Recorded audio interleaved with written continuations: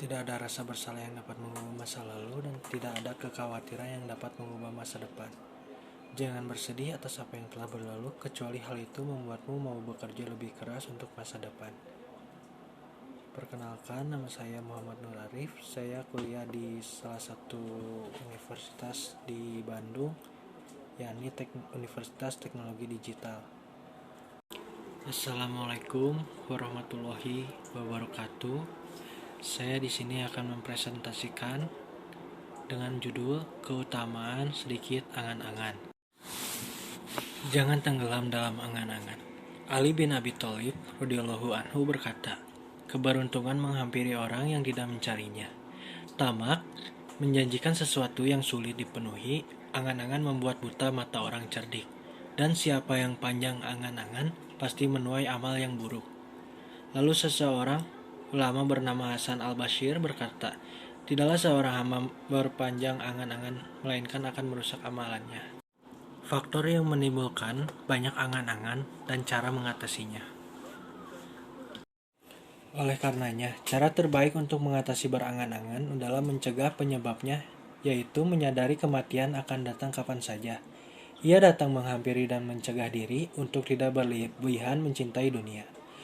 Rasulullah Shallallahu Alaihi Wasallam pun bersabda, cintailah sesuatu yang kamu cintai, tetapi kamu harus ingat bahwa kamu pasti akan berpisah dengannya. Melalui sabda ini, Rasulullah menginginkan umatnya agar meyakini benar bahwa harta dan anak-anak yang kita miliki dan kumpulkan selama di dunia takkan pernah kekal. Ia akan pergi meninggalkan begitu ruh meninggalkan jasadnya, berbuat baik dan senantiasa menyiapkan bekal menghadapi kematian, atau yang akan mendatangi kita kapan saja adalah salah satu cara menghindari diri dari pedihnya kematian yang buruk atau husnul khotimah.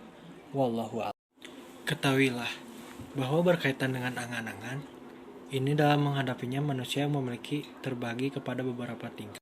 Antara mereka ada orang yang berharap dapat hidup abadi di dunia dan menikmatinya untuk selama-lamanya. Allah berfirman dalam surat Al-Baqarah ayat 96 yang bunyinya masing-masing mereka ingin diberi umur 1000 tahun. 2. Ada juga orang berharap agar dapat hidup sampai lanjut usia semaksimal mungkin. Inilah jenis orang yang sangat mencintai dunia. Terhadap golongan ini, Rasulullah Shallallahu Alaihi Wasallam bersabda, dalam hal kecintaan mencari kesenangan duniawi, seorang tua menjadi muda kembali, sekalipun tulang lehernya sudah bengkok dimakan usia, kecuali orang yang bertakwa dan jumlah mereka ini sedikit. 3. Ada pula orang yang berharap dapat hidup setahun saja sehingga dia enggan memikirkan yang lain, karena dia yakin bahwa tahun depan dia sudah tidak ada di dunia. Pada musim panas dia selalu dalam keadaan siap siaga menghadapi musim dingin, dan begitu juga sebaliknya.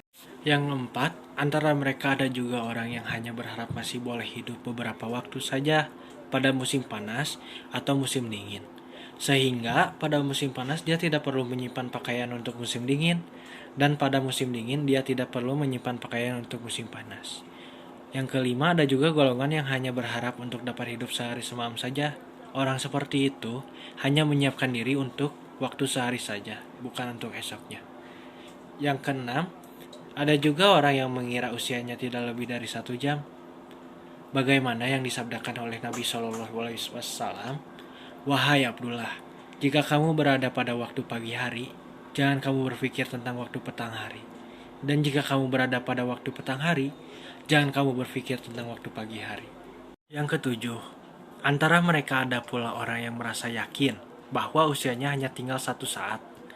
Seperti mana Rasulullah Shallallahu Alaihi Wasallam melakukan tayamum, meskipun baginda mampu mendapatkan air tidak lama lagi. Sabda baginda mengatakan, boleh jadi aku sudah tidak sempat mendapatkannya nanti. Yang kedelapan, antara mereka ada juga orang yang merasakan kematian sudah berada di depan matanya. Bahkan seolah-olah kematian sedang menghampirinya, sehingga dia hanya tinggal menunggu saja. Orang seperti inilah yang selalu melakukan sholat seakan-akan itu sholat terakhir baginya. Kesimpulannya, 1. Pengaruh dari sedikit angan-angan itu akan nampak pada sikap bergegas untuk melakukan amal kebajikan.